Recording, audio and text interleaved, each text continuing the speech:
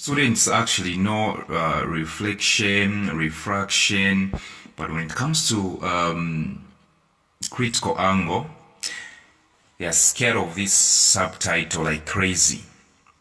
Critical angle. All right. Yeah, so that is exactly what I'm about to start dealing with.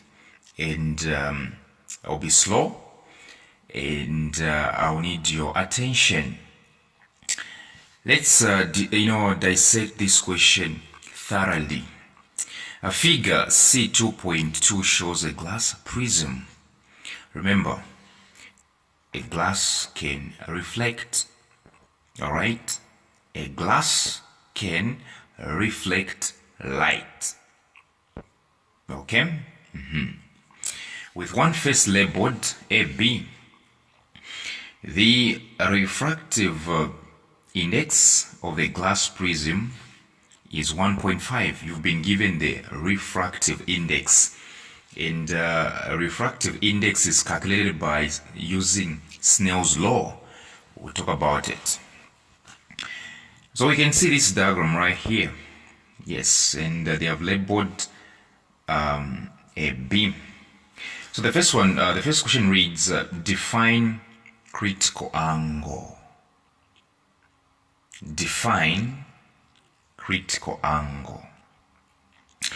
Let me define it using some illustrations. What exactly is a critical angle? What exactly is a critical angle? Well, we all know what refraction is, right? There is a reflection and refraction. We all know refraction. Okay, let's have this boundary. Okay, let's have this boundary right here. Now let's say this is water. This is air. All right? Water, air. This is not mirror. This is boundary. All right? So you and I should know that there must be normal here. There must be the line called normal. Normal ray. All right? Normal ray. The ray which makes 90-degree angle with the mirror or the boundary. Okay? But we are talking about, critical angle. What exactly is it? Listen, here, under normal circumstances, under normal circumstances, all right, what should be happening here is refraction, not reflection. Okay, it's not about bouncing of light, it's about bending of light. Bending of light, not bouncing. Reflection is bouncing. Refraction is bending.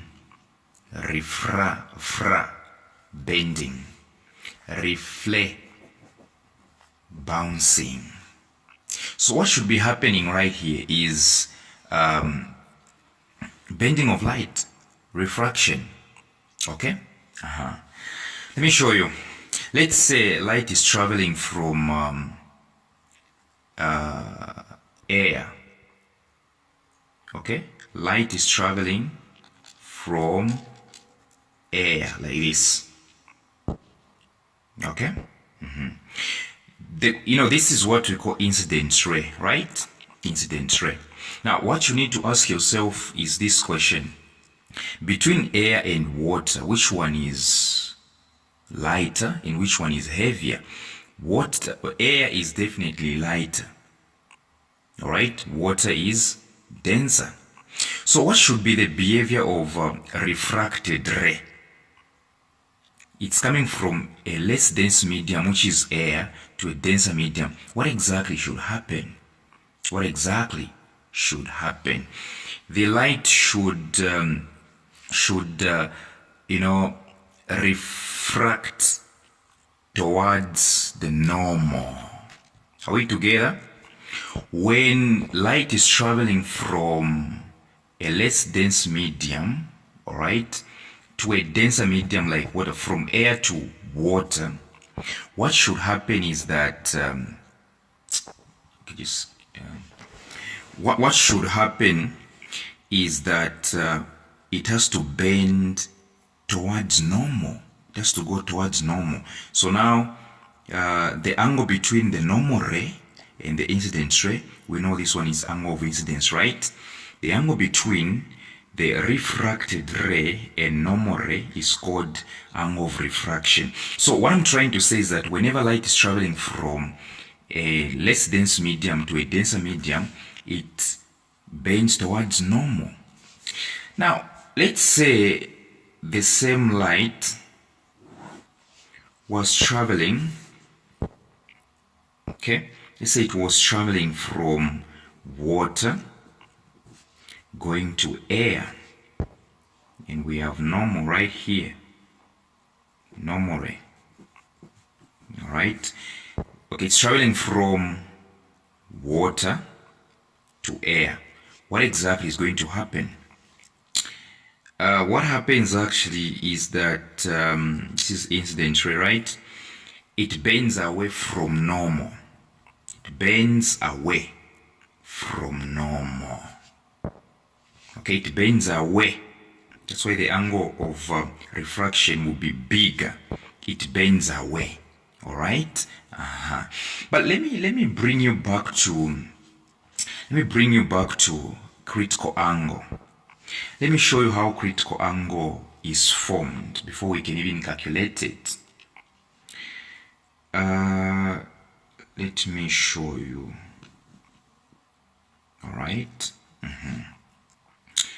Now let's say this is glass or water, but let me say glass, then air.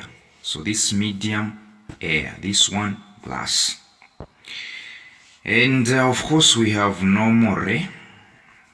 Normal ray. Let me show you how critical angle is formed. Did you realize that under normal circumstances, whether when light is traveling from a less dense medium going to a denser medium, okay, there was angle of refraction that was formed. Tefio, angle of refraction was formed. Okay, even when light was traveling from a denser medium, which is water, to air, angle of refraction was formed. All right. But with critical angle, get this, with critical angle, the angle of refraction is always 90. It's not formed, it's always 90. It's there. 90. All right. So the first qualification of an angle to be called critical angle, its angle of refraction, first of all, it has to be 90. I'll get back to that. So what happens with a critical angle is that there will be, listen to me, there will be incident ray, quite alright. The beam of light will hit the glass, the boundary. Okay? Incident ray, right? This one is incident. It will hit. So instead of we said from denser medium to lighter medium, it reflects away from normal, right? This ray was supposed to come out and go away from normal, right? It was supposed to bend away from normal. It was supposed to bend away from normal, right? Like here, from water to a less dense medium, which is air, it bent away from normal, right? Traveled away. It didn't go like towards normal. So with critical angle, the angle of refraction is already 90. So this ray will not go out. It won't come out and bend away from normal, right? Instead, it will simply reflect. It will simply reflect. We'll talk. So the first thing that qualifies a critical angle to be called a critical angle, number one, its angle of refraction has to be 90 first. That's the first thing, all right? That is exactly the first thing. The second thing is that there is what we call internal reflection. Internal what? Reflection. Reflection should tell you reflection is so. Like you remember, right? If I told this is a mirror, right? And incident ray hit it, right? Yeah. Like this, right? So with critical angle, the first thing, the angle of refraction, okay, the angle which should come out like this, like here, all right? Okay, the ray will not do like that, all right? The angle of refraction is 90 degrees, and then there is internal reflection. Okay, there is a reflection which has taken place inside, internally, within the glass. Have you realized that? Within the glass, it happens. So two things actually. So there you have it.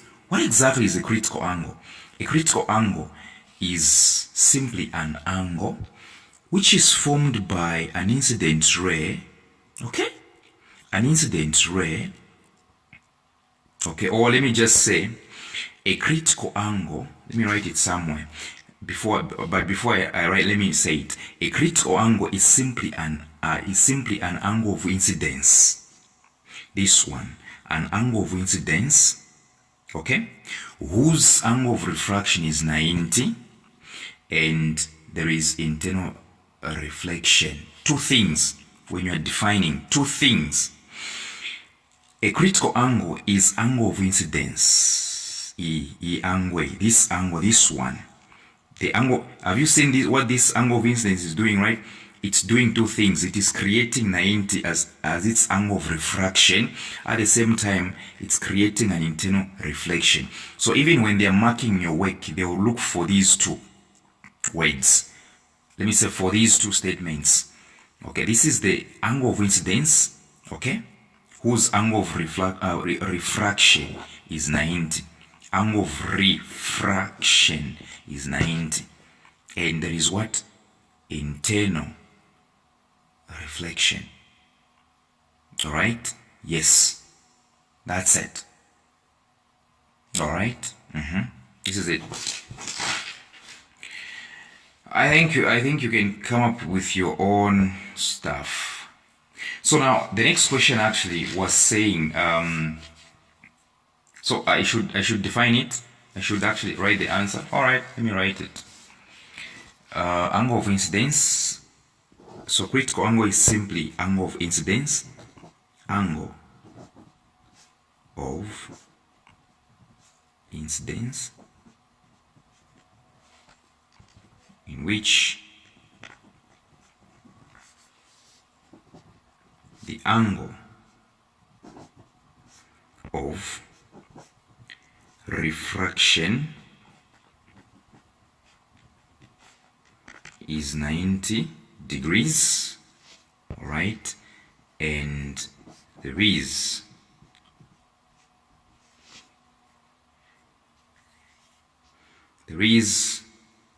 internal reflection. Yes. Okay. Yes. And then you can also include things like when an incident ray moves from denser medium to a less dense medium, you can add such a statement. An incident ray, this ray, right, okay, moves from a denser medium to a less dense medium. You can add such statements. Yeah. So now the next one, they are saying copy and complete figure C 2.2 to show a narrow beam of light or the prism until it emerges out of the prism. Okay, let me show you what they are talking about here. Let me show you. What they are saying is that they are saying, imagine this line AB. Imagine this line AB is actually the boundary where the incident ray will actually hit. Alright? Where the incident ray is actually going to hit. Okay? So remember, this is a glass what? Prism. Okay? This one is a glass prism. Yes, remember, this is a glass prism. So if this is a glass prism, this is a glass prism, right? Inside, right? Everything, right? It simply means to say outside there is air. Are we together? There is air outside. So we have two mediums. This is glass. This is air. Alright? So what do? You simply, draw the beam they talked about. Straight line, beam like this, okay? Have you seen where it has reached, right? Now the question you have to ask yourself is that will this ray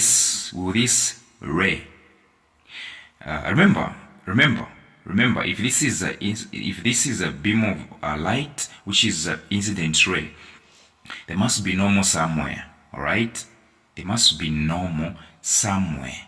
All right, there must be normal somewhere. Okay, so will this light bend towards normal or away from normal? I told you, I said, when light is bending from a denser medium to a less dense medium, it bends away from normal. So you check very well. You realize that the glass is denser than air. So light will definitely bend away from normal. Okay, so you simply do this to bend away from normal. Where is normal? You are in high school, so you have to improvise normal yourself. Alright? So it will bend toward, it will bend away from normal. Yes. So I finished it. I've copied. So I haven't actually. They said copy down. So in your exams, you draw this one again, and then you show this. Yes. Okay. Yeah. So second last question. They are saying, calculate the critical angle of the glass prism. I think this is what we followed in this video, right? Calculating. All right. Calculating the critical angle. I'm going to give you the standard formula that will help you. All right, it will help you. Yeah, standard formula that is going to help you. When you want to find the critical angle, do this. Okay. The critical angle that we are looking for is the critical angle of the prism. This prism. Okay. So what you need to do, you have to figure out the refractive index of the glass itself. Let me just write NG. That's the first thing actually. Let me just do this. Refractive index of glass times sine, and then we are going to have critical angle inside. Yes. I want you to get the point. There is what we call a refractive index.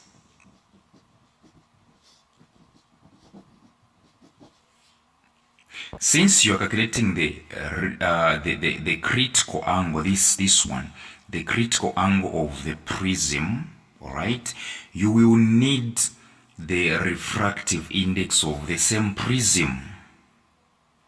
I think we are together on this one. When you are calculating the critical angle over the prism here, the critical angle is this one, right? You are going to need the refractive index of the same glass, then times sine, then refractive index. Yes. So you need to find the refractive index first of the glass. Then you write equal sign. Remember, we have two media here, right? There is a glass prism and air, right? So this part is about the glass prism, the left hand side. So this is a refractive index of the glass times sine times critical angle, right? This is about the prism itself. Now let's talk about air, because we have two different media. We have air and the glass prism. So let's write for the so you can even put, if you want, glass prism, which means the left hand side is for the glass prism. That's why it's a refractive index and times sine times critical angle. Then equal sign, you say, okay, refractive index of air, all right, air, times sine. So instead of writing critical angle again, here you write 90 degrees. Do you know why? Because after this incident ray has done its thing and the stuff, remember what I told you? Let me just actually take you back. Okay, I told you here I said the incident ray will hit the incident ray is going to hit the boundary, all right? The angle of refraction is 90, and now check where 90 is. 90 is on the air medium. Check where this box is. 90, it's on the air medium. So in short, we are looking for this critical angle. We have angle of refraction, which is 90. Where do we see it? It's on the air medium. That's why you realize that on the air part, all right, you realize that where we put angle, I put 90 because during a critical angle of refraction is 90. So what we are looking for is angle of incidence here. Okay, yes, because we said critical angle is what? Is angle of incidence. So we are looking for this guy, angle of incidence. The angle of incidence, which is having internal reflection and producing 90-degree angle as angle of refraction. That's what we are looking for. This guy right here. So this is it. So now here, luckily, we were given the refractive index of the glass prism is 1.5, but I'll show you how to, in case you're not given, right? In case you're not given, I'll show you how to find refractive index. In case you're not given refractive index, all right? Because you need them, actually, you need them. So how do you find a refractive index? Very simple. Use what we call Snell's law. What's wrong with this camera? Snell's law. Yes. Refractive index is actually sine of angle of incidence over sine of angle of refraction. So in case you were not given 1.5, okay, as a refractive index of the glass prism, okay, you would have used this formula. You simply write sine and they would have given you the angle of incidence, and you write sine, they would have given you angle of refraction, and then you punch on your calculator. So, because for you to find the critical angle, you need a refractive index. Alright, so for you to know a refractive index, alright, you have to, in case you're not given 1.5, alright, in case you're not given 1.5, what do? You use this formula, Snell's law, which is a refractive index formula. Sine of angle of incidence over sine of angle of refraction.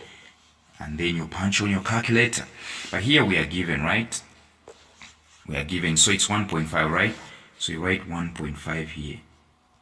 Refractive index times sine, I'm looking for the critical angle, right? This is the critical angle, is equals to, now let's talk about the air part. So the refractive index of air is approximately 1. Are we together? Here, the refractive index of air is approximately 1. No need to calculate it. Even if you're not given, we are not given, right? But you just have to write it. Times sine 90. Okay. So what you need to do, you do this 1.5 times sine critical angle is equals to 1, which is the refractive index of air, right? You don't need to calculate it. You don't need to use this one, right? Just okay, refractive index is 1. Refractive index of air is what? 1 times, do you know that sine 90 is always 1? It's 1. So it's 1.5 times sine critical angle is equals to 1 times 1, 1. So 1 times sine 90 degrees is 1 again. So mathematically speaking, what do you do here? You simply divide both sides by 1.5, so that at least you remain with, simple stuff, right? Because there is times here, so you can divide both sides by 1.5. So you cancel this. Alright? So you remain with sine critical angle is equals to, you enter 1.5 into 1, what do you get? You get 0.66666 and so forth. Alright? Now, what exactly do you do? So we are here, right? We are here where we've sine critical angle is equals to 0.6666. Okay, so what do? You just make critical angle the subject. You do this. Critical angle is equals to, wait, sine will become inverse. When it comes this side, it will become second function. It will become sine inverse. How do you do this on your calculator? You simply press second function or shift. Okay, shift, and then you press on sine. It will give you sine to the power negative 1, and then you write 0.66, just a 7, right? Okay, so, and then you punch on your calculator. I think you know how to do trigonometry, whereby you simply make this the angle that we are looking for as the subject, right? And then what do you do? You make sine go this side and make it inverse. Make it become inverse. So sine inverse, right? So you say shift sine, it becomes sine inverse. Then you punch these ones. What do you get? Actually, what exactly do you get after you punch? You are going to get approximately 41 point something, right? 41.8 degrees. So this is the critical angle. Okay? Yes. Which means this is the angle which is here. 48.8. Sorry, 41.8. Yes, 41.8 0.8. This is the angle which is here as angle of incidence. That's it. So the last question was saying give two uses of internal reflection. In short, what do you use this? The one that I showed you, internal reflection. How do you use these ones? Okay, what exactly are the applications of this line here? Very simple. Number one, in binoculars, prism binoculars. Okay, yes, that's the first thing actually. In prism binoculars, even in optical fibers. Yes, there are so many functions actually. Prism binoculars, optical fibers, etc. Yes.